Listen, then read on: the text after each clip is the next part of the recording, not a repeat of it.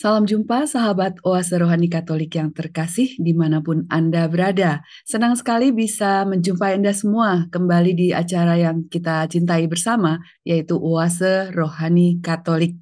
Dan untuk edisi di hari Minggu biasa ke-33, yang mana juga gereja memperingati Hari Orang Miskin Sedunia, telah siap dan hadir mendampingi kita semua, yaitu Romo Kristoforus Luki Nikasius PR beserta dengan Alexandra Sisi. Dan saya harap Anda semua tentu saja dalam keadaan yang selalu penuh sukacita, bergembira, walaupun apapun yang akan kita hadapi, tantangan apapun, kita pasti bisa melaluinya karena Tuhan menyertai kita semua. Mari kita sapa Romo yang akrab kita panggil dengan Romo Luki. Halo Romo Luki, apa kabar Romo? Baik, Ibu Sisi, juga sahabat Oase Rohani Katolik semua. Semoga kita semua dalam keadaan sehat, Amin. penuh berkat dan sukacita. Selamat hari Minggu untuk kita sekalian. Amin Romo, selamat hari Minggu dan biasanya nggak boleh lupa beribadah ya Romo. Amin, iyalah. Jangan lupa selain beribadah, jangan lupa untuk bersyukur, Ya, juga bahagia. 3B berarti amin. hari ini ya, beribadah, bersyukur, dan jangan lupa bahagia. 3B, ya. Baik Romo, kita langsung saja ya Romo, kita ajak semua dari sahabat Oase Rohani Katolik untuk mempersiapkan diri kita dengan doa pembuka. Silakan Romo Luki. Mari kita siapkan hati kita dalam nama Bapa dan Putra dan Roh Kudus. Amin. Amin. Ya Allah, di hari yang Kau kuduskan ini, Engkau mengundang kami semua untuk mengalami Engkau melalui firman-Mu yang boleh kami dengar dalam perayaan Ekaristi. Semoga Tuhan, kami senantiasa merindukan Engkau. Kami senantiasa boleh menjadi pendengar-pendengar sabda-Mu, juga pelaksana sabda di tengah kehidupan ini. Buka hati kami Tuhan, semoga melalui terang sabda-Mu, kami semakin melihat betapa besar karya kasih Tuhan, cinta Tuhan bagi kami semua. Maka biarlah Engkau sendiri yang senantiasa menyertai kami, menemani kami dalam setiap peziaran hidup ini, hingga akhirnya jalan hidup kami dan peziaran hidup kami senantiasa Engkau tuntun dan Kau arahkan di jalan yang menuju keselamatan, menuju ke padang rumput yang hijau, ke air yang tenang. Dimuliakanlah namamu Tuhan, kini dan sepanjang segala masa. Amin. Amin. Dalam nama Bapa dan Putra dan Roh Kudus. Amin. Amin. Terima kasih banyak Romo Luki dan semoga doa pembuka tadi menyertai kita semua. Dan kini mari kita sama-sama mulai dengan antifon pembuka. Tuhan bersabda, "Aku mengetahui rancangan-rancangan apa yang ada padaku mengenai kamu, yaitu rancangan damai sejahtera dan bukan rancangan kecelakaan. Apabila kamu berseru dan datang untuk berdoa kepadaku, maka aku akan mendengarkan kamu. Aku akan mengembalikan kamu ke tempat dari mana aku telah membuang kamu." Dan kini kita masuki bacaan pertama dari Nubuat Maleaki bab 4 ayat 1 sampai 2a. Sungguh hari Tuhan akan datang, menyala seperti perapian. Maka semua orang yang gegabah dan setiap orang yang berbuat fasik akan menjadi seperti jerami dan akan terbakar oleh hari yang datang itu. Firman Tuhan semesta alam. Akar dan cabang mereka pun tidak akan ditinggalkan. Tetapi kamu yang takut akan namaku, bagimu akan terbit surya kebenaran dengan kesembuhan pada sayapnya. Demikianlah sabda Tuhan. Syukur Syukur kepada kepada Allah. Allah. Baik sahabat Oase Rohani Katolik yang terkasih, mari kita tanggapi bacaan dari Nubuat Maliaki dengan Mazmur 98. Tuhan datang untuk mengadili bangsa-bangsa dengan kebenaran. Tuhan datang untuk mengadili bangsa-bangsa dengan kebenaran. Bermazmurlah bagi Tuhan dengan kecapi dan lagu merdu, dengan nafiri dan sangkakala yang nyaring, bersorak-sorailah di hadapan Raja, yakni Tuhan. Tuhan datang untuk mengadili bangsa-bangsa dengan kebenaran. Biarlah gemuruh laut dan segala isinya, dunia dan semua yang diam di dalamnya. Biarlah sungai-sungai bertepuk tangan dan gunung-gemunung bersorak-sorai bersama-sama. Tuhan datang untuk mengadili bangsa-bangsa dengan kebenaran. Sahabat Oase Rohani Katolik yang terkasih, kini kita lanjutkan dengan bacaan dari surat kedua Rasul Paulus kepada jemaat di Tesalonika bab 3 ayat 7 sampai 12. Saudara-saudara, kamu sendiri tahu bagaimana kamu harus mengikuti teladan kami, karena kami tidak lalai bekerja di antara kamu. Kami tidak makan rezeki orang dengan cuma-cuma, tetapi kami berusaha dan berjerih payah siang malam, supaya jangan menjadi beban bagi siapapun di antara kamu. Bukan karena kami tidak berhak menerima rezeki dari kamu, melainkan karena kami mau menjadikan diri kami teladan bagi kamu, supaya kamu ikuti. Sebab ketika berada di tengah-tengahmu, kami telah memperingatkan, siapa saja yang tidak mau bekerja, janganlah ia makan. Kami katakan ini karena kami dengar bahwa ada orang yang tidak tertib hidupnya dan tidak bekerja, melainkan sibuk dengan hal-hal yang tidak berguna. Orang-orang yang demikian kami peringatkan dan kami nasihati dalam Tuhan Yesus Kristus, supaya mereka tetap tenang dan melakukan pekerjaannya, dan dengan demikian makan dari hasil jerih payahnya sendiri. Demikianlah sabda Tuhan.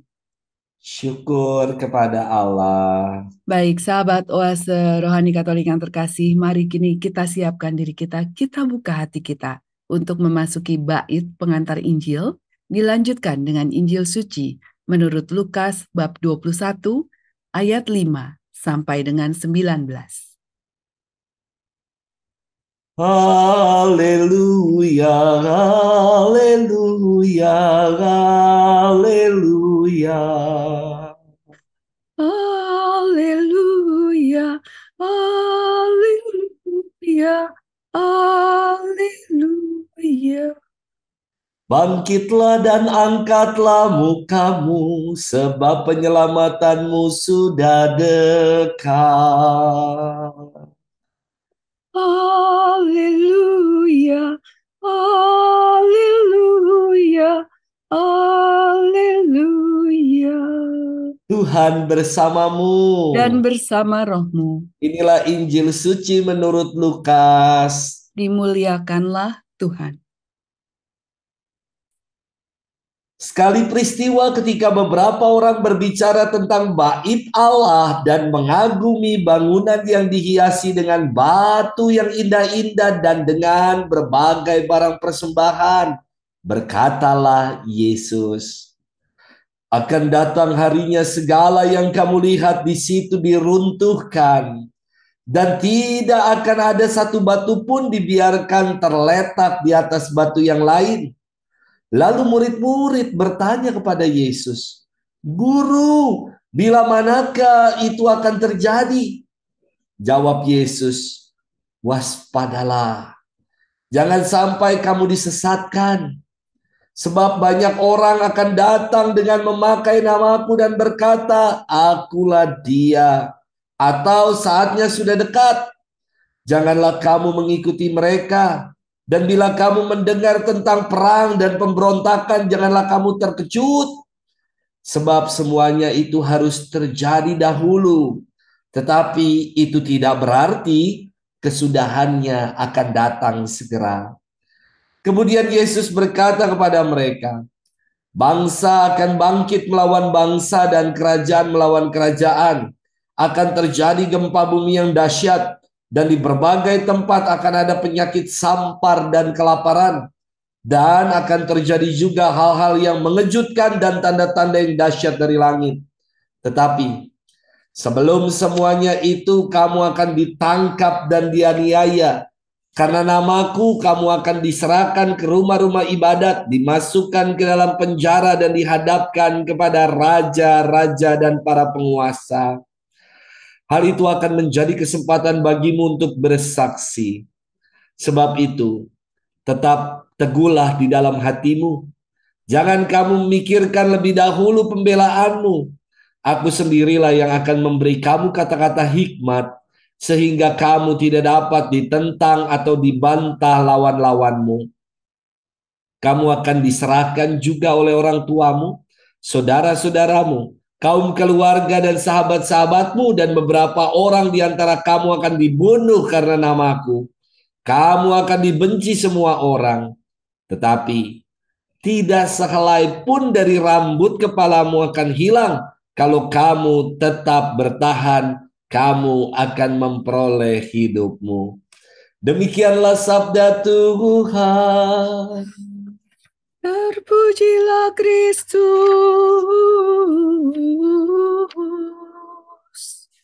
Demikianlah Injil suci menurut Lukas, bab 21 ayat 5 sampai 19.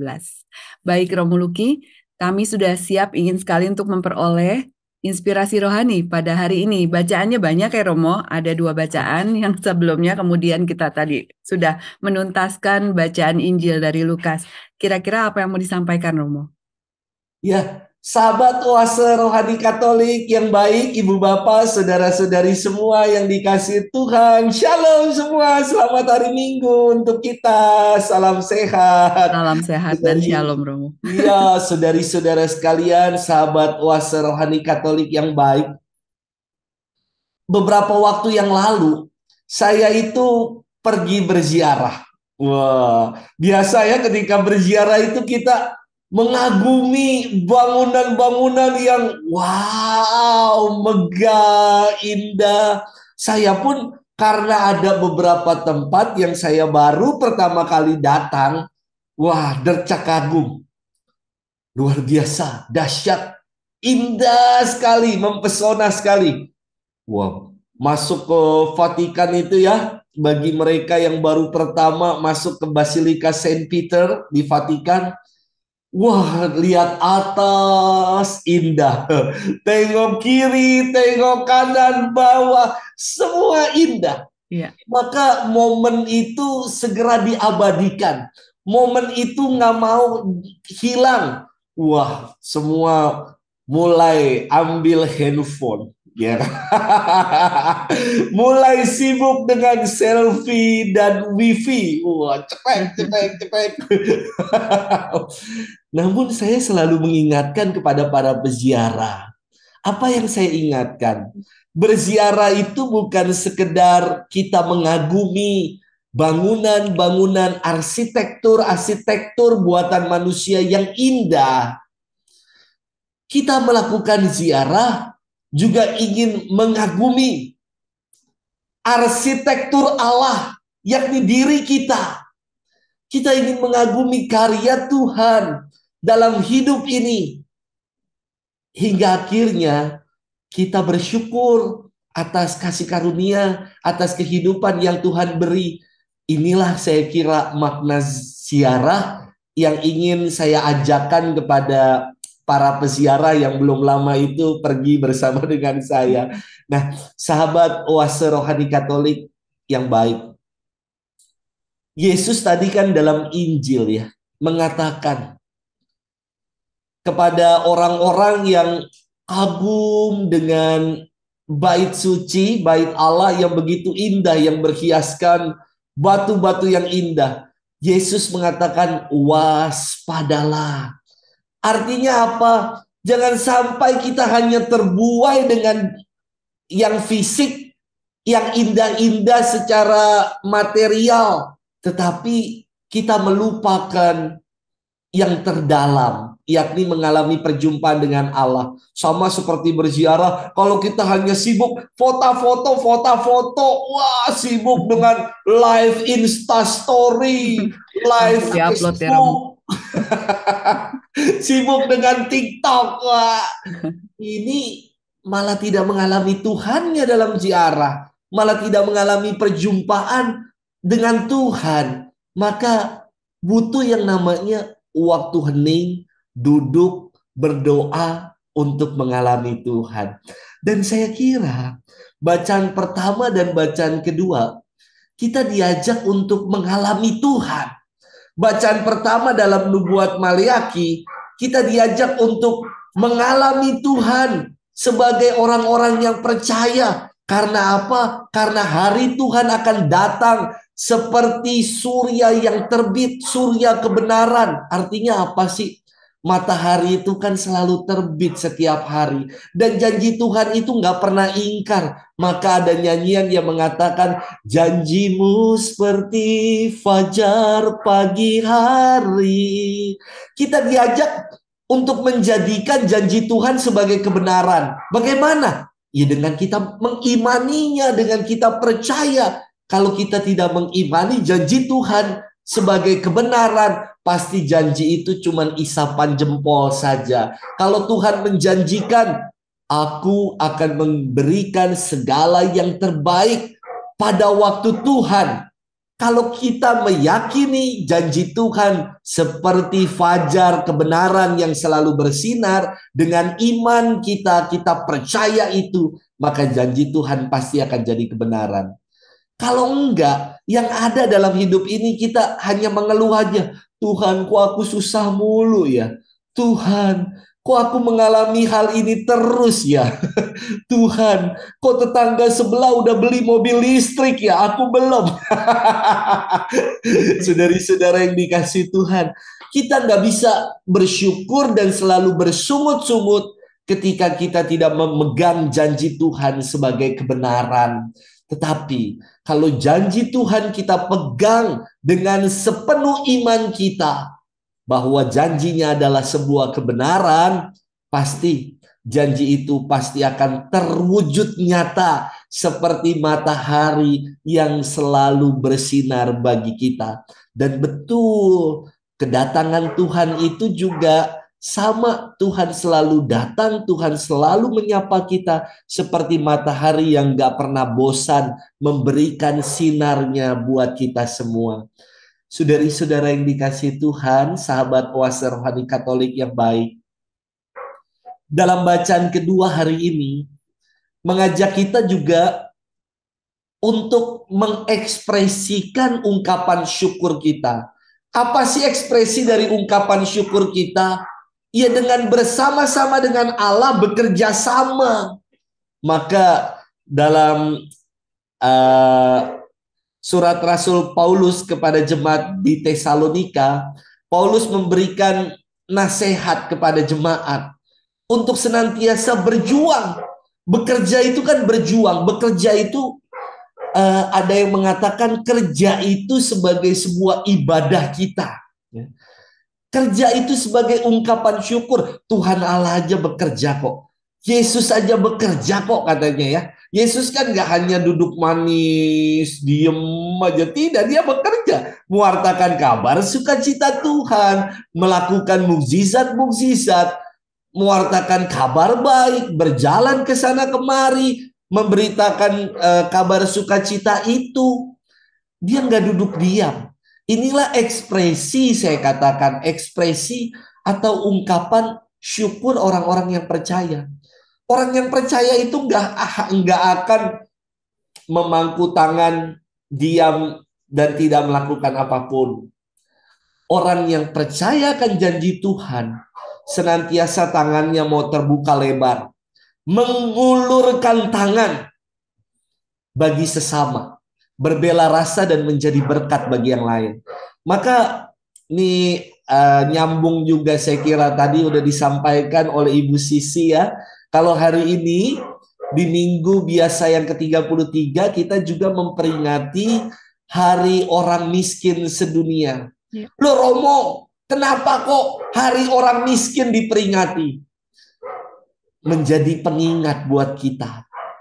Kalau kehadiran mereka, seperti yang diajarkan oleh Bapak Suci ya dalam pesannya, kehadiran mereka merupakan eh, mengajak kita ya. Kehadiran mereka itu mengajak kita untuk menjunjung tinggi nilai-nilai solidaritas. Untuk menjadi berkat berbela rasa bagi mereka yang malang, bagi mereka yang berkekurangan, bagi mereka yang membutuhkan. Maka penting sekali ya. Bapak Suci dalam pesannya mengatakan, demi Yesus, demi kamu, Yesus telah menjadi miskin. Wah, itu kan istimewa. Kemiskinan itu milik Tuhan juga, dan Tuhan mengangkat orang-orang miskin untuk, dikatakan dalam sabda bahagia kan, berbahagialah kamu yang miskin, sebab kamulah yang mempunyai kerajaan surga. Sahabat oase rohani Katolik yang baik ya, buat saya firman ini istimewa, apalagi ketika kita memperingati Hari Orang Miskin Sedunia. Kita diajak juga untuk menjadi pribadi-pribadi. Orang yang miskin itu kan senantiasa mengarahkan seluruh hidupnya pada Allah ya. Orang yang miskin itu senantiasa mengarahkan dirinya pada Allah. Demikian juga dengan kita, saya kira. Kita diajak untuk senantiasa mengarahkan seluruh hidup kita pada Allah. Maka bacaan pertama, bacaan kedua, bacaan Injil dalam terang hari ini kita memperingati Hari Orang Miskin Sedunia, mengajak kita bagaimana sepenuhnya mengarahkan hidup kita pada Allah. Itu sih Bu Sisi Baik, bagian Romo. pertama ini. Ini sudah banyak apa yang bisa diperoleh oleh kami semua, Romo. Dan saya yakin sahabat Oase Rohani Katolik juga jadi banyak apa hal-hal yang perlu direfleksikan ya, Romo. Dan tadi juga kita memperoleh bagaimana kita mengimani janji Tuhan untuk kebenaran itu ya, Romo. Dan apa ya, jangan sampai juga kita melupakan bahwa ada yang selalu setia mendampingi kita, sehingga kita pun juga berbalik untuk memberikan apa ya jawaban bahwa ya kita juga harus setia kepada Tuhan. Begitu ya, Romo. Baik, Romo. Yes. Iya, ini menarik sekali dan kita juga masih ada sih sedikit waktu, Romo. Nah, semoga hal-hal ini juga membuat kita tidak gentar untuk menghadapi apapun juga yang katanya, Romo. Katanya kan tahun depan kita tuh serba nggak tahu gimana gitu ya. Nah, ini mungkin bisa memberikan penguatan bagi kami nih, Romo, terhadap apa yang akan dihadapi nantinya. Ya, saya kira tentang hari depan hanya satu hal yang bisa kita buat dan kita lakukan, yakni mengantisipasinya ya. Mengantisipasinya dengan apa, Romo? Ya dengan semakin berserah pada Tuhan. Berserah itu kan bukan menyerah. Berserah itu kita akan, berserah itu artinya kita meyakini kalau Allah punya kuasa, Allah sanggup, Allah mampu menjadikan hari depan kita indah, baik, dan bahagia. Jadi eh, kalau kita mengandalkan diri kita sendiri, kita pasti akan capek, apalagi berhadapan dengan pengalaman-pengalaman yang ya kita nggak mampu untuk mengatasinya itu sendiri. Tetapi bersama Allah, Allah sanggup, Allah pasti mampu, Allah pasti dengan kuasanya mampu memberikan masa depan, hari depan yang cerah, yang indah, yang bahagia, yang baik untuk kita semua yang percaya padanya. Ya tadi makanya saya katakan, mari kita semakin beriman, mengimani janji-janji Tuhan sebagai kebenaran. Dia menjanjikan apa kepada kita yang percaya? keselamatan. Kalau kita percaya ya selamat, ya kan? Jadi mengimani janji Tuhan, tapi jangan lupa iman tanpa perbuatan itu kan omong kosong. Maka Rasul Paulus mengingatkan, mari ungkapkan iman dengan apa? Dengan bekerja sama dengan Tuhan.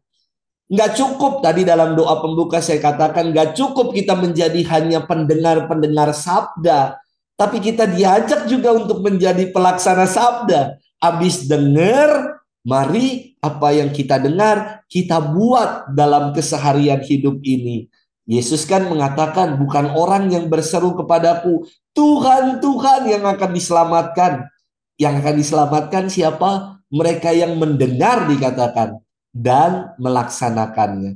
Jadi setelah kita mendengar sabda-sabda Tuhan, permenungan-permenungan, buah-buah rohani, oase. Wah, oase itu kan yang memberi kesegaran, oase rohani yang memberikan kesegaran bagi rohani kita. Ayo kita tunaikan, kita buat apa yang sudah kita dengar ini dalam keseharian hidup kita.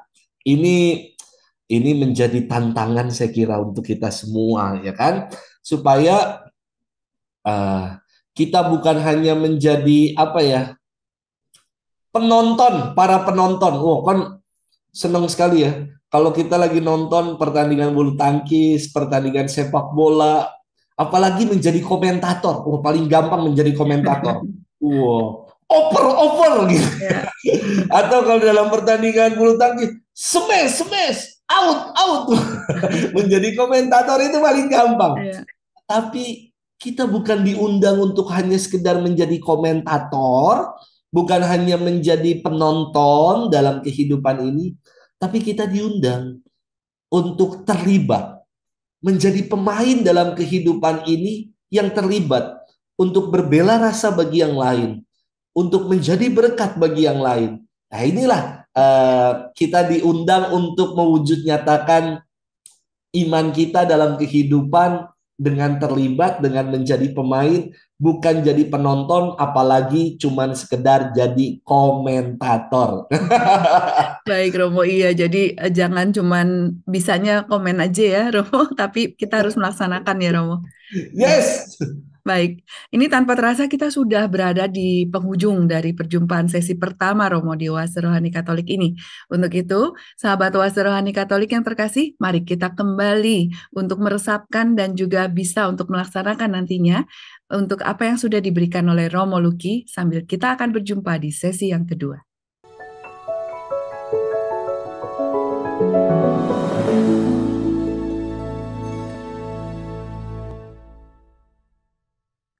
Sahabat Oase Rohani Katolik yang terkasih, dimanapun Anda berada, kita berjumpa kembali di sesi kedua dalam Oase Rohani Katolik, di mana hari ini gereja memperingati Hari Orang Miskin Sedunia pada Pekan Biasa ke-33, dan masih bersama dengan Romo Christophorus Luki Nikasius PR bersama dengan Alexandra Sisi. Dan bagi Anda yang mungkin baru saja bergabung di Oase Rohani Katolik sesi kedua ini, tadi telah banyak sekali inspirasi rohani yang kita peroleh dari Romo Luki tentang terkait bacaan pertama maupun bacaan kedua. Romo Luki, silakan untuk memberikan kesimpulan singkat Romo, apalagi bagi sahabat Oase Rohani Katolik yang baru saja bergabung. Ibu Sisi, juga para sahabat Oase Rohani Katolik yang baik ya. Jangan banyak-banyak lah buah-buah rohaninya, karena dulu saya ketika belajar, ketika kuliah dikatakan banyak belajar, banyak lupa katanya. Tidak belajar, tidak lulus ujian. Jadi mau pilih mana? Nah, saya ingin menyampaikan permenungan begini. Yang pertama tadi ya, kita diajak untuk menjadi pribadi-pribadi yang semakin sadar ya, akan betapa besar karya baik Tuhan dalam hidup. Jadi jangan hanya berhenti dengan mengagumi keindahan-keindahan dunia dan stop di situ. Seperti orang-orang banyak yang hanya mengagumi keindahan bangunan dari fisik bait suci dan mereka stop di situ. Yang terpenting saya garis bawahi. Dengan kesadaran tidak berhenti mengagumi bangunan-bangunan fisik atau keindahan dunia, kita diajak untuk bertolak yang lebih dalam, yakni untuk mengagumi karya Allah dalam hidup. Bagaimana caranya untuk mengagumi karya Allah dalam hidup? Caranya satu, mari kita semakin merajut pengalaman akan kasih Tuhan dalam hidup kita. Ya, dengan pengalaman akan Tuhan dalam hidup kita, maka kita akan melihat kalau janji-janji Tuhan itu seperti matahari yang selalu bersinar, seperti matahari yang selalu terbit bagi semua orang dan menyinarkan terangnya, janji Tuhan menjadi kebenaran. Dan jangan lupa juga bersama dengan bacaan kedua hari ini, kita diajak. Pengalaman iman tidak cukup dengan hanya kita menjadi penonton. Pengalaman iman tidak cukup dengan hanya kita berkomentar tentang Tuhan, tidak. Pengalaman iman akan Tuhan kita dapati melalui bacaan kedua hari ini, melalui karya nyata, perbuatan-perbuatan nyata kita dalam kehidupan. Jadi jangan hanya menjadi penonton atau komentator, tapi kita diajak untuk menjadi pemain yang turut andil, ambil bagian dalam kehidupan ini, menjadi berkat, berbela rasa bagi yang lain, berbuat baik, dan menaburkan kasih Tuhan dalam kehidupan. Itu Ibu. Ya Romo, ini pesan yang tidak boleh dilupakan tadi karena Romo selalu menyampaikan untuk bagaimana jangan cuma jadi penonton, apalagi komentator ya Romo, karena itu yang paling gampang ya biasanya. Ya kita bisa menang, ini bisa ini gitu ya. Tapi kita harus terjun langsung menjadi memberikan karya nyata begitu ya Romo supaya bisa dengan berbela rasa dan juga menjadi berkat. Wah ini yang harus selalu diingat. Nah, bagaimana untuk melanjutkan di bacaan Injil, Romo? Iya, Ibu Sisi juga sahabat oase rohani Katolik yang baik. Kita bertanya dong, ya. Bertanyanya begini. Ya untuk apa Romo kita buat itu semua? Untuk apa kita semakin beriman? Untuk apa sih kita berbuat baik? Untuk apa kita semakin mengalami perjumpaan dengan Tuhan? Nah, pertanyaan yang sama ditanyakan para murid dalam firman Tuhan hari ini. Mereka mengatakan gini, Guru, bila manakah hal itu akan terjadi? Ya. Saat Yesus sedang mewartakan tentang datangnya kerajaan Allah, ya, para murid bertanya, kapan itu akan terjadi?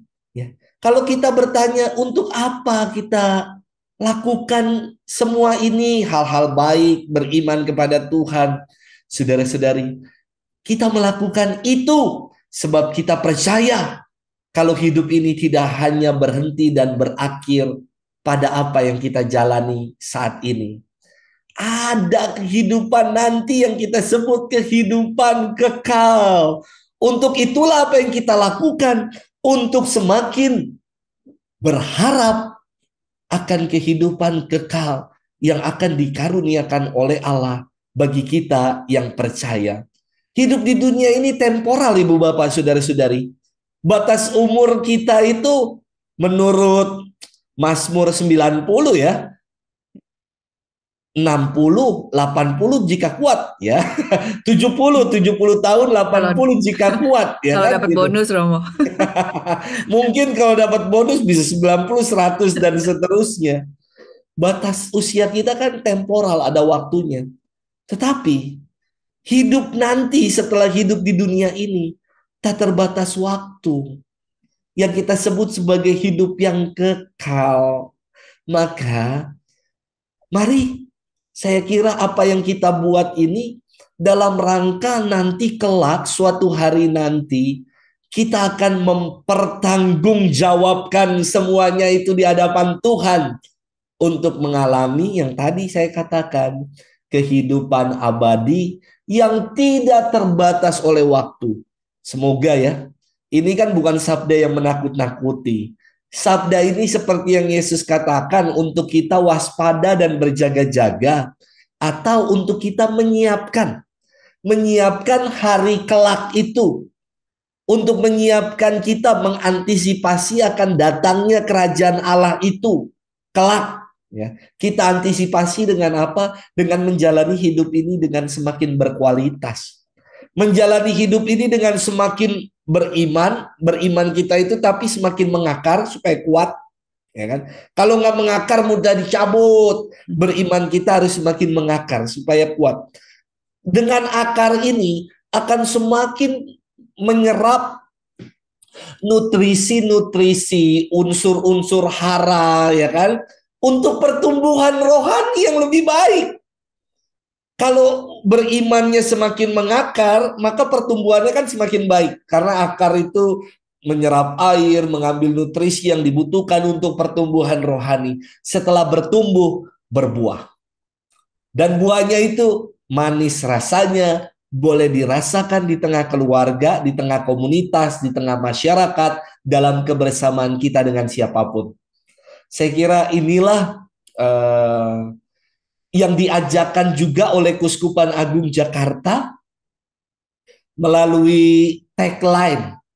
Tagline kita kan bagus ya. Semoga jangan hanya sekedar semboyan, slogan, apalagi cuma sekedar menjadi komentar-komentar kita aja yang mengatakan semakin mengasihi, semakin peduli, semakin bersaksi. Kita diajak, udah Romo, aku udah mengasihi, tapi makin tambah lagi buahnya, makin mengasihi. Ya oke.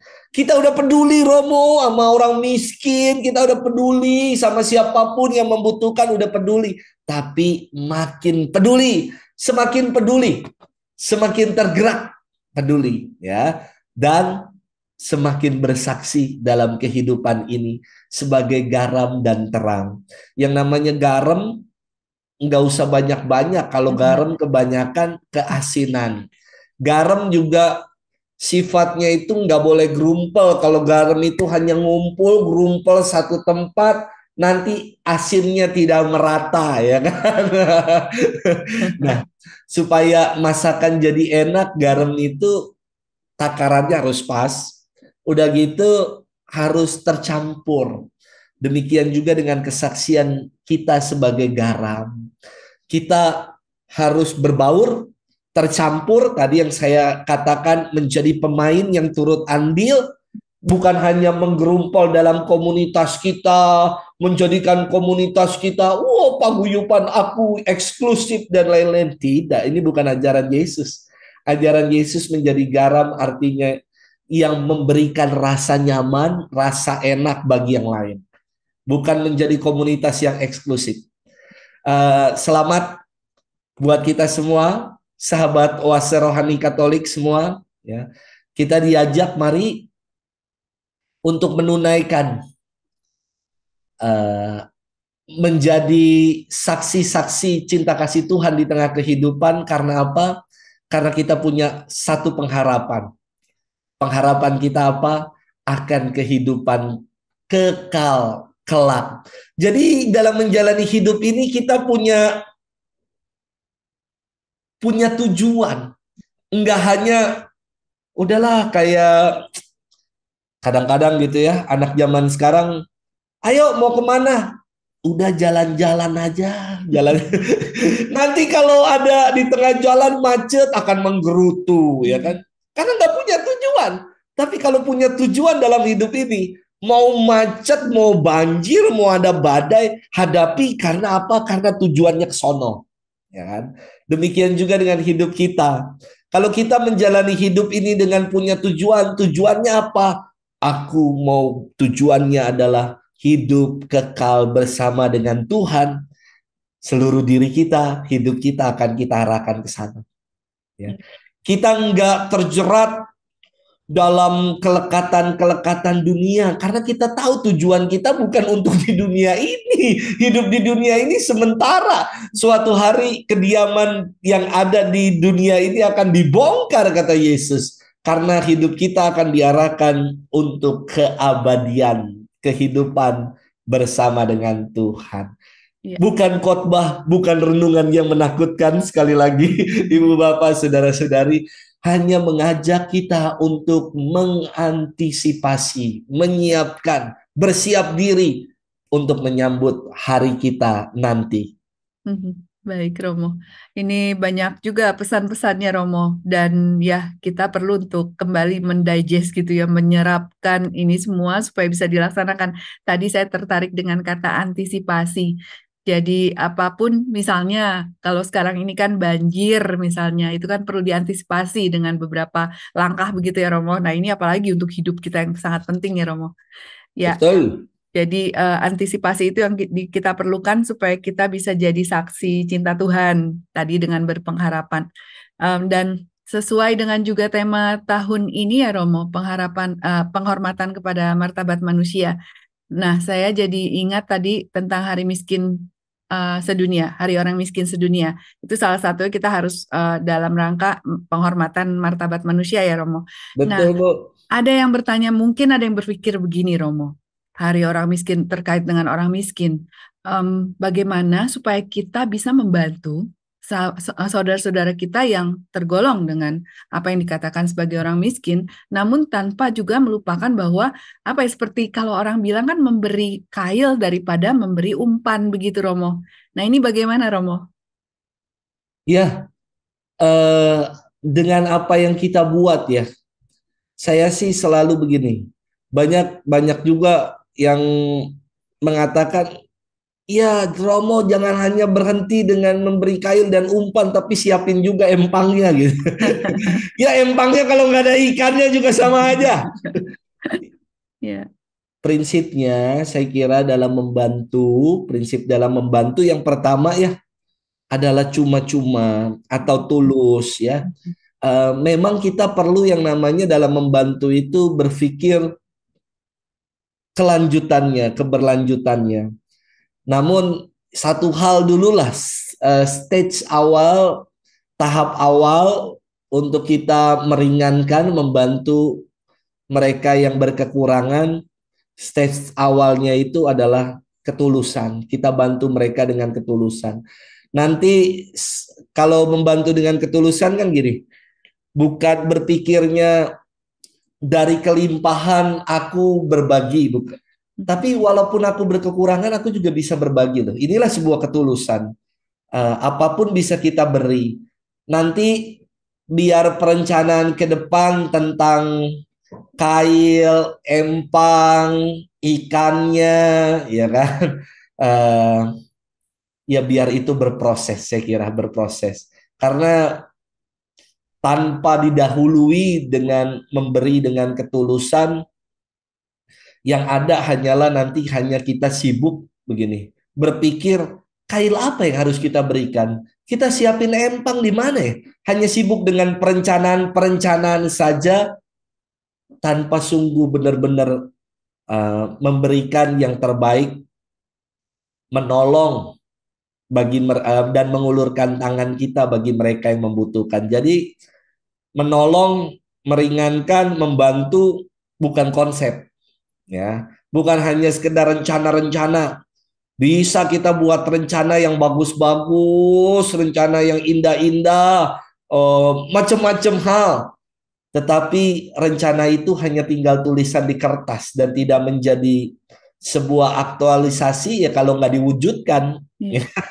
Jadi mulailah dengan yang sederhana, bantu dengan tulus.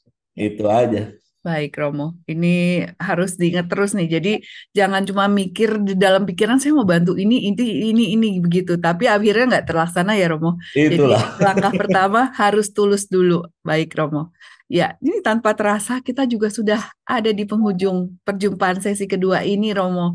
Jadi ya, kita juga harus segera mengakhiri perjumpaan di UAS Rohani Katolik. Namun sebelumnya, Romo, mohon kiranya bisa disampaikan pesan-pesan penting yang menjadi kesimpulan dari perjumpaan kita pada hari ini, Romo. Ya, terakhir sabda Tuhan dalam Injil hari ini mengajak kita untuk jangan takut, jangan khawatir. Mungkin pada harinya kita akan mengalami yang namanya rupa-rupa tantangan-tantangan. Dianiaya, tadi dikatakan, ditentang, dibantah, ditolak. Tapi Yesus mengatakan begini, Kalau kamu tetap bertahan, tetap beriman, percaya, mengandalkan Dia sepenuhnya, kamu akan memperoleh hidupmu. Jangan khawatir, do not be afraid, just believe. Jangan takut, percaya saja. Tuhan pasti akan mengaruniakan yang baik pada orang yang percaya. Kita akan beroleh hidup. Hidup apa? Hidup yang kekal kelak. Ya, amin Romo. Ya, dengan demikian sahabat Oase Rohani Katolik, kita juga sudah mendapatkan sebuah kalimat tadi penguatan dari Romo Luki, sekaligus juga mengakhiri perjumpaan kita, yaitu jangan takut, kemudian tetap bertahan dengan beriman untuk kehidupan kekal kita nanti. Ya, terima kasih banyak Romo Luki yang begitu memberikan kita nih optimisme namanya. Jadi hari ini kita penuh dengan optimis untuk melaksanakan apa yang sudah kita peroleh sebagai inspirasi rohani. Sekali lagi terima kasih dan juga terima kasih atas partisipasi dari sahabat Oase Rohani Katolik yang saat ini kita bertemu di Pekan Biasa ke-33. Dan kini mari sama-sama kita siapkan diri untuk berdoa penutup sekaligus juga nanti memohon berkat Tuhan melalui Romo Luki. Dan dengan demikian juga Romo Christophorus Luki Nikasius PR bersama dengan Alexandra Sisi pamit undur dari hadapan Anda. Mari kini kita siapkan hati kita untuk berdoa penutup. Mari Silakan kita Romo. berdoa dalam nama Bapa dan Putra dan Roh Kudus. Amin. Amin. Kami mengucap syukur Tuhan untuk warta kabar sukacitamu yang boleh kami renungkan. Terima kasih Engkau mengajak kami untuk menjadi pelaksana-pelaksana sabdamu, untuk turut andil, berbela rasa, menjadi berkat dalam kehidupan. Tuhan, ajari kami untuk senantiasa setia. Ajari kami untuk senantiasa bertekun Tuhan. Apapun yang kami alami dalam hidup ini, satu hal, Engkau tidak pernah membiarkan kami sendiri. Engkau senantiasa menyertai kami dan Engkau menopang kami. Semoga dengan kesadaran itu, kami semakin menjadi saksi-saksimu di tengah kehidupan, semakin mengandalkan Engkau dalam hidup ini, sebab Engkau adalah Allah yang berbelas kasih, Allah yang senantiasa mengaruniakan segala yang baik bagi kami yang percaya kepadamu. Maka Tuhan, kami mohonkan berkat-Mu turun dan tinggal untuk kami, untuk keluarga-keluarga kami, untuk para sahabat setia Oase Rohani Katolik. Berkat Tuhan yang kudus turun dan tinggal untuk kita dalam nama Bapa dan Putra dan Roh Kudus. Amin. Amin. Selamat hari Minggu. Jangan Ya. lupa ibadah misa.